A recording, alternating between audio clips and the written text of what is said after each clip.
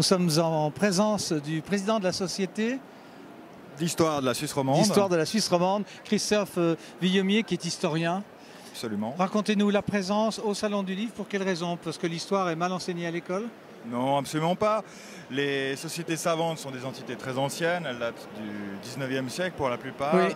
Et là, pour l'occasion du Salon du Livre, on a décidé de se regrouper, trois d'entre nous, la Société d'histoire de la Suisse romande, la Société d'histoire et d'archéologie de Genève et la Société jurassienne d'émulation, pour prendre un stand en commun, ce qui nous permet d'attirer plus de gens. Et on s'est associé également avec la revue Passé Simple qu'on a. Oui, dont on va parler. Alors cette revue, elle est très moderne, mais elle parle de choses très anciennes.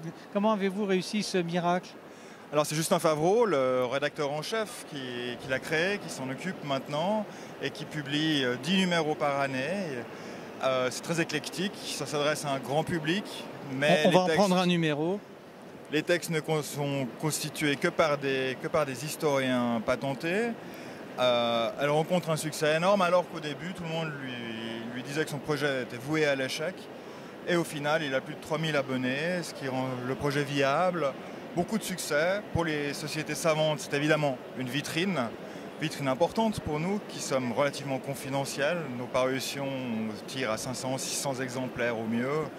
Évidemment, on ne trouve pas ça dans toutes les librairies. Ça nous permet donc de diffuser un peu nos productions. Quels sont vos thèmes de prédilection? Des choses suisses ou pas que? Suisse romande, évidemment. Oui. Les sociétés cantonales s'occupent respectivement de leur canton. Quant à la romande, on est un peu transcantonal. On s'occupe de sujets, toute époque confondue. Par exemple, vous avez trempé dans quel sujet? Trempé. Alors, j'ai votre plume, donc. J'ai organisé un colloque en 2014, par exemple, sur la Suisse et la guerre de 1914-18. Évidemment, c'était pour le centenaire. Un gros colloque qui a donné suite à des actes. On a le livre derrière. Mais d'ailleurs, ce colloque, on va aller joindre l'utile à l'agréable. Ça vous a permis de sortir un livre sur l'espionnage? Ça m'a permis de sortir par la suite un autre opus sur l'espionnage en Suisse pendant la Première Guerre mondiale, paru chez Slatkin cette fois. Oui. Voilà, un concurrent, mais non, néanmoins un ami. Non, un rouage de plus dans le monde du livre. Et puis vous venez de publier un ouvrage sur l'ordre, le barreau vaudois. Alors, deux ouvrages à dire vrai. Un premier qui est sorti il y a 3 semaines sur l'histoire de l'ordre des avocats vaudois.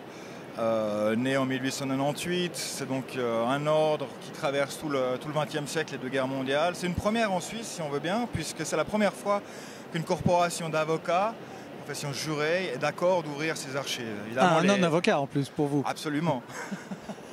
Quant au second livre qui devrait sortir d'ici peu, avec quelques collègues, bien connus s'il en est, sur l'histoire des villages suisses. En fait, une mosaïque d'histoire émaillé par des aquarelles d'un artiste, Daniel Lanoux, et de poèmes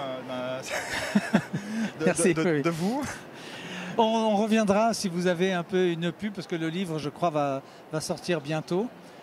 Merci d'être là, puis bon salon jusqu'à demain dimanche. On se retrouvera pour parler de cet ouvrage alors sur les villages suisses, dans cette collection qui avait été inaugurée avec J'aime la Suisse, hein, c'est bien ça? C'est juste, absolument. Merci Christophe, à très bientôt. Merci.